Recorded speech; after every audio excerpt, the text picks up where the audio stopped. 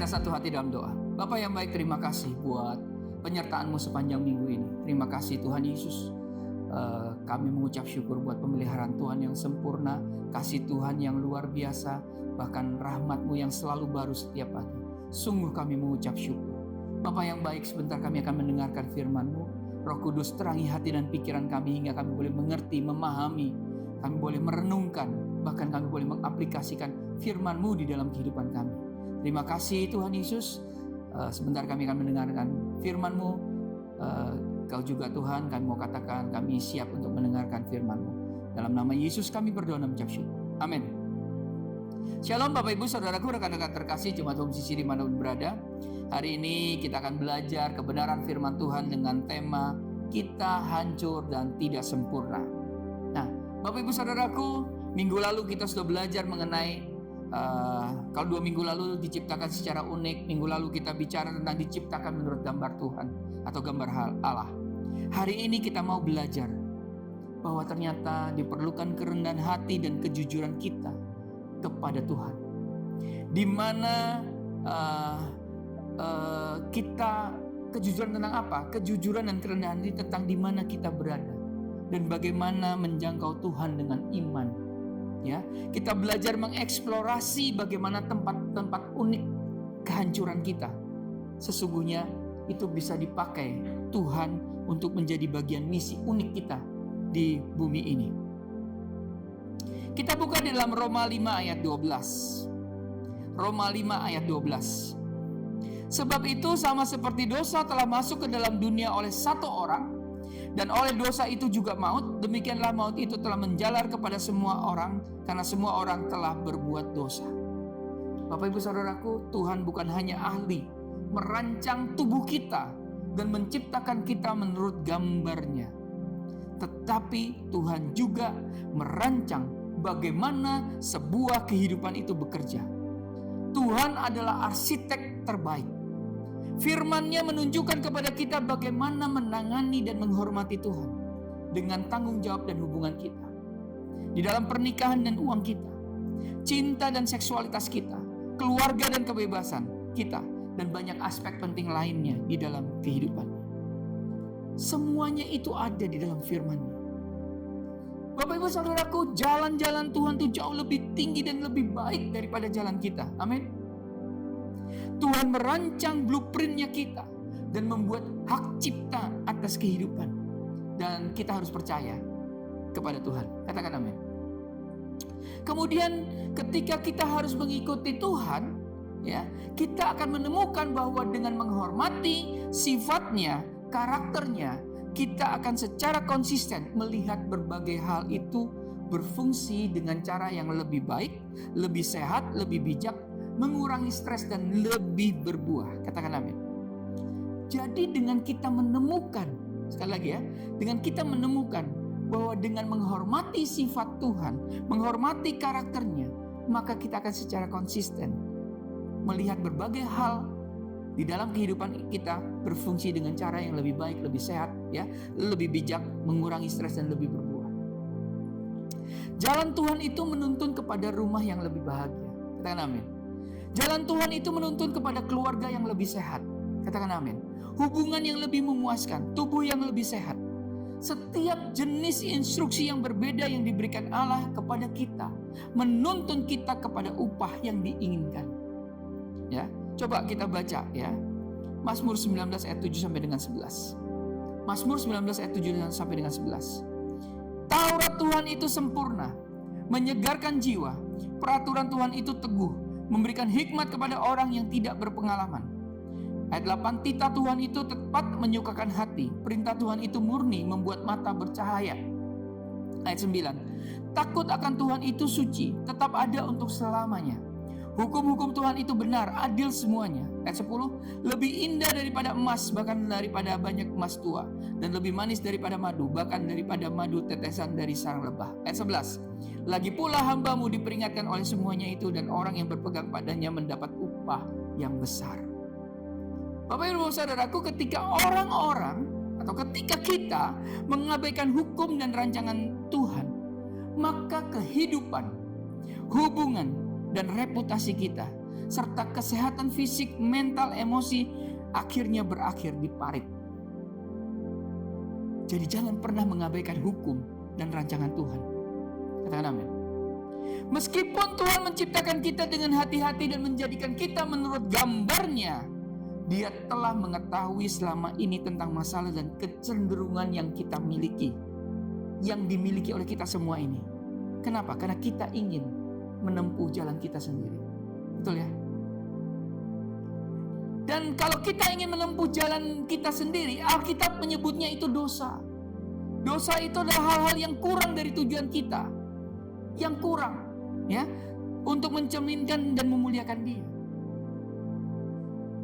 Ini sebenarnya kebalikan dari mengasihi Tuhan dan menghormati Tuhan. Dosa memang menyenangkan Bapak Ibu Saudaraku, tapi untuk sementara waktu. Kenapa? Pada akhirnya membawa kepada kematian. Kita buka dalam Roma 6 ayat 23. Sebab upah dosa ialah maut, tetapi karunia Allah ialah hidup yang kekal dalam Kristus Yesus Tuhan kita. Dosa juga merupakan rintangan terbesar untuk kita bisa menikmati berkat-berkat Tuhan dan berjalan dekat dengan Tuhan. Itu dosa. Dosa itu menjauhkan kita, ya, dari Tuhan. Dosa itu membuat kita tidak bisa menikmati semua berkat-berkat Tuhan. Dan dosa merupakan penyebab dari begitu banyak masalah yang tidak perlu. Dosa menjadi penyebab dari begitu banyak luka hati yang menyakiti, yang meracuni hidup kita. Ini termasuk dosa di dalam diri kita sendiri, Bapak Ibu Saudaraku. Di dalam hati kita sendiri. Dosa di dalam hati orang lain. Dosa di dunia ini. Dosa yang tampaknya kita inginkan lebih daripada kita menginginkan kesenangan dan berkat Tuhan. Ayo, hari ini pikirkan. Waktu engkau berjalan, waktu engkau berpikir, ya, hatimu berbicara, mana yang lebih dominan, Bapak Ibu Saudaraku? Kita menginginkan dosa atau kita justru menginginkan mengasihi Tuhan, menikmati kesenangan dan berkat Tuhan? Kita cenderung berpikir bahwa kita lebih tahu daripada Tuhan, Bapak Ibu Saudaraku. Dan oleh karena itu kita menginginkan jalan kita sendiri. Kita merasa seolah-olah kita dapat mengabaikan firman Tuhan dan membuat versi kita sendiri tentang bagaimana hidup kita seharusnya berjalan. Terkadang kita benar-benar percaya, ya, bahwa kita perlu berbuat dosa untuk menjadi bahagia. Ini bahaya. Bahwa kita kehilangan kehidupan nyata jika kita apa? Membatasi diri untuk hidup dengan cara yang telah dirancang Tuhan. Hati-hati. Kita membatasi diri kita untuk hidup dengan cara yang telah dirancang oleh pencipta kita, ya, yang penuh kasih, yang sebenarnya itulah yang seharusnya kita jalani. Tuhan ingin kita hidup di dalam kebenaran. Tuhan ingin kita hidup di dalam ketulusan, di dalam kasih dan ketidakegoisan. Kita hidup dalam kehormatan dan kerendahan hati. Kita hidup dalam kemurnian di dalam hati dan pikiran. Tapi yang ada, kita ternyata tidak selalu menginginkan hal-hal ini. Setiap orang di dunia ini tidak sempurna dan hancur oleh dosa, ya. Roma 3 ayat 10 sampai 11 katakan begini. Seperti ada tertulis, tidak ada yang benar, seorang pun tidak. Ayat 11, tidak ada seorang pun yang berakal budi, tidak ada seorang pun yang mencari Allah. Roma 3 ayat 23 kata ini, karena semua orang telah berbuat dosa dan telah kehilangan kemuliaan Allah. Kita semua, Bapak Ibu Saudaraku, ya, di dalam Roma 3 ayat 23 ini, tidak ada seorang pun di antara kita yang kebal dari penyakit hati yang gelap dan bengkok ini. Dan jelasnya, ya, menurut Alkitab kita dilahirkan seperti ini. Tidak ada yang bisa kita lakukan untuk menghindari memulai dalam situasi ini. Mazmur 51 ayat 5 katakan begini, ya, dalam Mazmur Daud. Sesungguhnya dalam kesalahan aku diperanakan, dalam dosa aku dikandung ibu. Kita mewarisi dosa ini, ya, sebagai anak kandung besar yang berdosa. Paulus menjelaskan, ya, dalam Roma 5 ayat 17 begini. Sebab, ya, jika oleh dosa satu orang maut telah berkuasa oleh satu orang itu, maka lebih benar lagi mereka yang telah menerima kelimpahan kasih karunia dan anugerah kebenaran, ya, akan hidup dan berkuasa oleh karena satu orang itu, yaitu Yesus Kristus. Jadi kita ini tidak masuk di dalam kehidupan yang bersih. Kita ini tidak selalu ingin yang namanya melakukan apa yang benar dan berjalan dalam kasih dan kebenaran tanpa pamrih. Ketika kita datang di bumi ini, kita cenderung egois. Kita cenderung memperdaya. Kita dalam kondisi melawan dan memberontak. Kita dengan kondisi berpikir dengan sombong bahwa kita lebih tahu dan lebih penting daripada yang lain. Sesungguhnya kita mati di dalam pelanggaran dan dosa kita. Bapak Ibu Saudaraku, dosa adalah masalah universal yang mendunia. Setiap orang dilahirkan berdosa. Firman Tuhan mengatakan bahwa kita telah dilahirkan ke dunia yang hancur secara moral dan rohani. Kita hanya perlu tonton berita untuk mengetahui bahwa itu benar-benar nyata. Kita tidak akan melihat berbagai atribut Tuhan terpampang di layar kita. Penuh dengan kasih, kesatuan, kejujuran, kemurnian, kerendahan hati, dan integritas. Kita melihat yang sebaliknya di setiap lapisan dan sudut masyarakat. Yaitu apa? Ketidakkudusan, ketidakbenaran, ketidakbaikan, ketidakjujuran, ketidaksetiaan, ketidakbersyukuran. Oke, tolong ya, jangan mencampur adukan ini dengan kebenaran rancangan kita yang baik. Apa yang Tuhan sudah lakukan dengan kita di dalam rahim ibu kita itu indah dan luar biasa. Pahami dulu ini. Kita bukanlah sebuah kesalahan atau kecelakaan. Tuhan menyusun tubuh fisik kita di dalam kasih. Amin. Dengan tujuan, dengan pemikiran ke depan. Tetapi dari mana kita memulai? Bahan-bahan awal yang dimasukkan oleh ibu dan ayah kita, dari orang tua kita, bukan hanya DNA jasmani, tetapi juga DNA rohaninya mereka. Orang-orang secara moral dihancurkan oleh dosa bawaannya menjadi standar pada setiap model manusia. Kita hancur, kita tidak sempurna. Jadi jangan merasa terasing dengan ini Bapak Ibu Saudaraku. Firman Tuhan hanya memberitahu kita kebenaran jujurnya Allah. Kita pada dasarnya orang berdosa. Kehidupan kita secara alami, secara rohani terputus dari Tuhan. Kita secara rohani tidak memikirkan Tuhan, tidak mengikuti Dia, tidak menyadari Dia. Ini bawaan ketika kita dilahirkan. Itu yang saya katakan dengan tema judul kita, yaitu kita hancur dan tidak sempurna. Karena kita di dalam DNA kita, ya, ada dosa bawaan itu. Nah, Bapak Ibu Saudaraku, kalau kita lihat anak kecil pun tidak perlu diajar dan diceramahi tentang bagaimana cara berbohong, bagaimana cara merengek, bagaimana cara mencuri, bagaimana cara menghakimi, bagaimana cara memberontak. Semua hal ini dan banyak hal lain seperti itu datang secara alami, secara nature kepada kita manusia. Paulus menulis dalam Roma 7 ayat 14 sampai dengan 15, katakan begini. Roma 7 ayat 14 sampai dengan 15. Sebab kita tahu bahwa hukum Taurat adalah rohani, tetapi aku bersifat daging, terjual di bawah kuasa dosa. Ayat 15. Sebab apa yang aku perbuat, aku tidak tahu, karena bukan apa yang aku kehendaki yang aku berbuat, tetapi apa yang aku benci, itulah yang aku berbuat. Welcome di kenyataan pahit kemanusiaan kita ini. Pernahkah kita memperhatikan bahwa kita sama sekali tidak mengenal orang yang sempurna? Gak ada. Setiap kali kita bertemu orang baru, ya, teman baru, mereka dapat terlihat sangat mengesankan dan seperti memiliki segalanya, sampai kita benar-benar mengenal mereka dan melihat kehancurannya sendiri, dan melihat kehancurannya. Maksudnya masalah-masalah tersembunyinya, egoisnya, mementingkan diri sendiri, sibuk sendiri. Kita bisa melihat luka, kita bisa lihat marah, kesombongan. Ini termasuk semua orang, Bapak Ibu Saudaraku. Siapa yang seperti ini? Ya, ini manusia. Mungkin mereka orang tua kita. Sehebat apapun mereka tetap berdosa. Dan ketika masalah individu mereka bocor hingga mengecewakan kita bisa merasakan sakitnya. Siapa lagi? Pasangan kita. Oh, pasangan kita pasti kadang telah mengecewakan kita. Ya. Ini mungkin juga pasangan kita juga merasa kecewa terhadap kita. Hal yang sama, ya. Mereka bisa tidak peduli, mereka bisa tidak mendukung, tidak hadir, tidak dapat diandalkan, tidak peka, dan sombong dalam sikap, sombong dalam kata-kata dan tindakan mereka.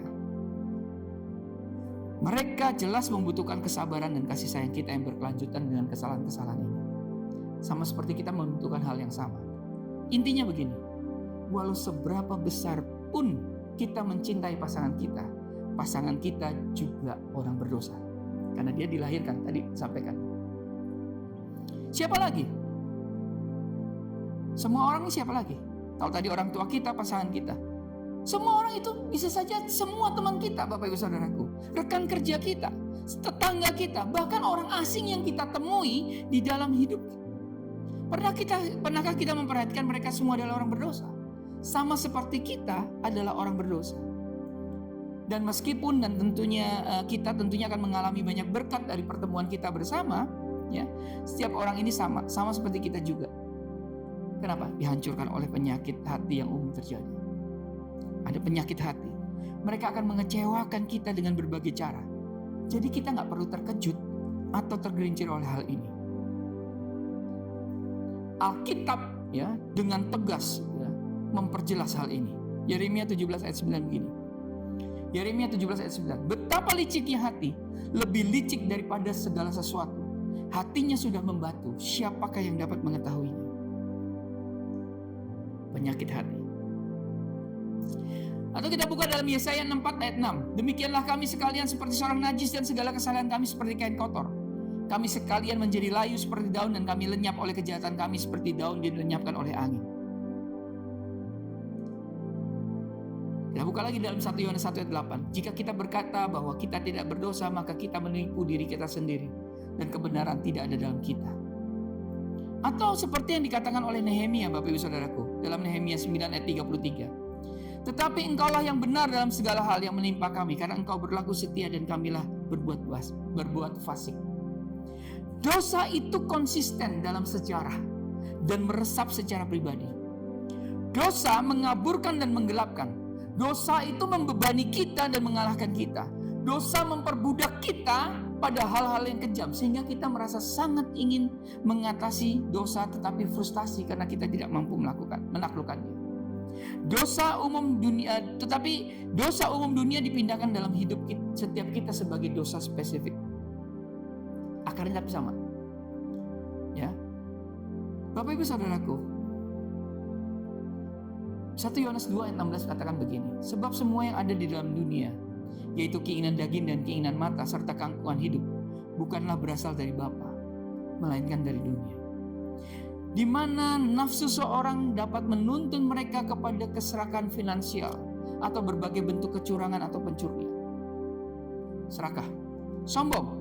Sombongnya seseorang mungkin bisa menuntun mereka kepada superioritas, kebenaran diri sendiri, dan terlalu menghakimi. Sementara kesombongan orang lain mungkin menuntun mereka kepada perasaan inferioritas, ya, yang mementingkan diri sendiri, mungkin sebagai kecemburuan atau gosip. Berpikir mereka perlu menjatuhkan orang lain agar tampak lebih baik, ya, lebih kuat. Tapi saya mau katakan, bau busuk itu semua mengalir dari pipa pembuangan yang sama. Itulah mengapa kita tidak perlu menghakimi orang hanya karena mereka berbuat dosa. Berhenti menghakimi. Kenapa? Karena mereka berbuat dosa. Ya, kita berbuat dosa, mereka berbuat dosa. Hanya mungkin ya dosa yang mereka berbuat berbeda dari kita, tapi sama-sama berdosa. Jadi berhenti menghakimi. Kenapa kita perlu menghakimi mereka? Roma 2 memperingatkan kita untuk tidak mengutuk orang lain ketika kita sendiri sebenarnya bersalah atas hal yang sama. Kita pikir kita tidak berdosa, tetapi akar penyebabnya sama. Walaupun Bapak Ibu Saudaraku mungkin terlihat berbeda di luar. Katalognya mungkin sama, paket yang berbeda, isinya sama, bungkusannya yang beda. Yesus mengatakan di dalam Markus 7 ayat 21 sampai dengan 23 begini. Sebab dari dalam, perhatikan, sebab dari dalam, dari hati orang timbul segala pikiran jahat, percabulan, pencurian, pembunuhan. Ayat 22. Perzinahan, keserakahan, kejahatan, kelicikan, hawa nafsu, iri hati, hujat, kesombongan, kebebalan. Ayat 23. Semua hal-hal jahat ini timbul dari dalam dan menajiskan orang. Wow. Ya, Markus 7 ayat 21 sampai dengan 22 tadi yang kita baca. Ini adalah daftar yang cukup panjang yang Tuhan identifikasikan kepada kita. Saat membacanya mungkin kita melihat satu yang terlintas di pikiran kita, di kepala kita, ya. yang kita memikirkan pertempuran yang terbesar bagi kita. Kenapa? Oh, ternyata di dalam list itu kita ada di sana. Kita juga bisa karena kecenderungan manusia untuk membandingkan dan mengelompokkan. Terus kita beri nilai ya pada masing-masingnya, memberi peringkat pada skala buatan kita sendiri. Yang ini dosanya dosa utama. Yang ini dosanya agak-agak ringan. Gitu ya. Ya, dengan itulah cara kita menjadi lebih toleran terhadap masalah kita sendiri dan kurang toleran terhadap dosa yang dilakukan oleh orang lain. Ini bahaya Bapak Ibu Saudara. Ini yang namanya keangkuhan hidup yang bekerja di hati kita. Karena semua itu sebenarnya buruk dan tidak seperti Allah. Berarti kita semua telah melanggar hukum Tuhan dan bersalah di hadapannya. Tidak ada yang lebih bersih dan sempurna dibandingkan dengan Allah. Itu yang benar. Sekalipun seseorang bisa menuruti seluruh hukum itu, Yakobus bilang, tetapi mengabaikan satu bagian daripadanya, mereka tetap bersalah di hadapan Allah. Lalu kita buka Yakobus 2 ayat 11. Yakobus 2 ayat 11. Sebab ia yang mengatakan jangan berzina, ia mengatakan juga jangan membunuh. Jadi jika kamu tidak berzina tetapi membunuh, kamu menjadi pelanggar hukum juga. Jadi dosa pribadi kita bahkan ketika ditutup-tutupi dan diganti namanya dan didandani sedikit gitu ya, tetap saja dosa. Tidak ada dosa besar atau dosa kecil. Itu tetap merupakan penolakan terhadap karakter dan kendali Tuhan dan juga firman-Nya. Firman Tuhan mengatakan itu membuat kita tidak memenuhi syarat untuk disambut di hadirat-Nya yang kudus, karena dosa membuat kita akan bertemu dengan penghakiman Tuhan. Dosa membunuh kita. Dosa itu membunuh. Kita melihatnya membunuh kepercayaan, membunuh keintiman, membunuh kegembiraan, membunuh hati, pernikahan, dan keluarga. Dosa juga membawa kematian pada bisnis, pemerintah, bahkan bangsa. Bapak Ibu Saudaraku, rekan-rekan terkasih Jemaat Home Sisi dimanapun berada, kita dapat mengatakan bahwa latar belakang keluarga kita, mungkin pengalaman tragis dan menyakitkan dari masa lalu kita. Kita mungkin bisa mengatakan bagaimana ketidakadilan di dunia dan anggapan bahwa Tuhan tidak baik kepada kita. Ya. Dan sehingga itu semua menjadi alasan bagaimana kita berbuat dosa. Kita dapat membenarkan segala dosa di dalam hidup kita. Tapi saya mau katakan, pada akhirnya kita harus bertanggung jawab atas kita sebagai yang diciptakan dalam gambar Allah, atas apa yang telah kita lakukan.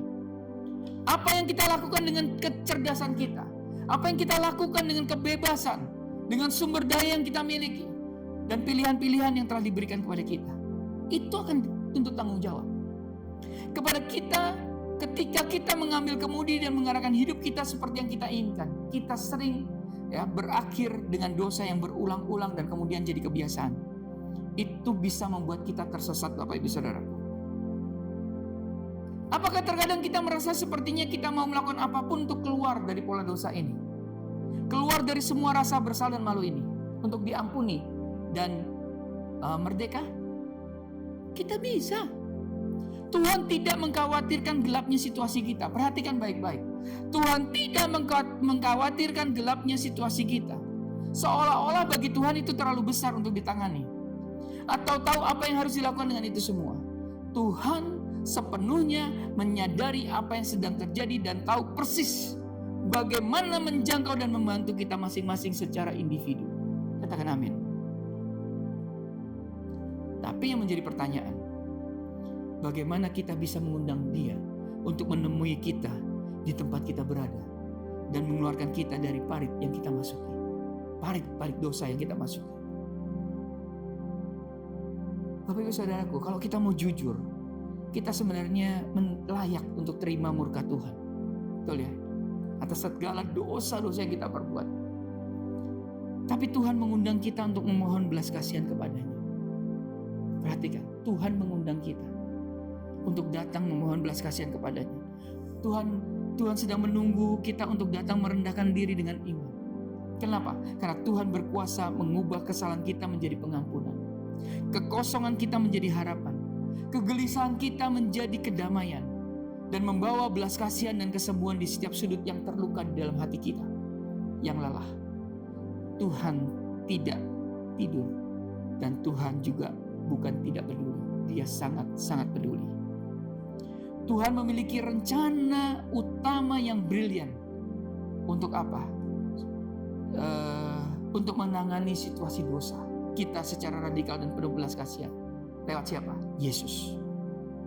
Tuhan sudah memberikan solusi nyata dan kekal bagi kita, seperti yang dikatakan oleh Yesus dalam Matius 11 ayat 28 sampai dengan 30. Marilah kepadaku semua yang letih lesu dan berbeban berat, aku akan memberikan kelegaan kepadamu.